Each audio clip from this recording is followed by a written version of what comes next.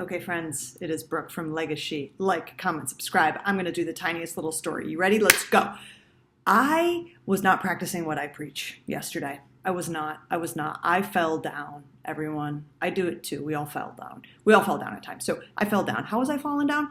I was complaining about something. I was complaining about the tiniest little thing to myself, because like that's going to make a big difference, me complaining to myself about something. So I'm complaining to myself about the silliest thing. My Wi-Fi. My Wi-Fi skips every once in a while. Just skips, kind of comes in and out. And I was under my breath, oh my God, this Wi-Fi. This Wi-Fi. Why isn't this Wi-Fi working? I don't understand why the Wi-Fi is not working. And then guess what I did? I realized I have this and I have these. Yeah, this and these. I can solve my problem. Sitting here complaining about it is not solving the problem at all. So what did I do? 2 minutes of research, used my hands, clicked the button, Wi-Fi booster. It arrived today, and guess what? I now have glorious Wi-Fi in my house. I have Wi-Fi that works.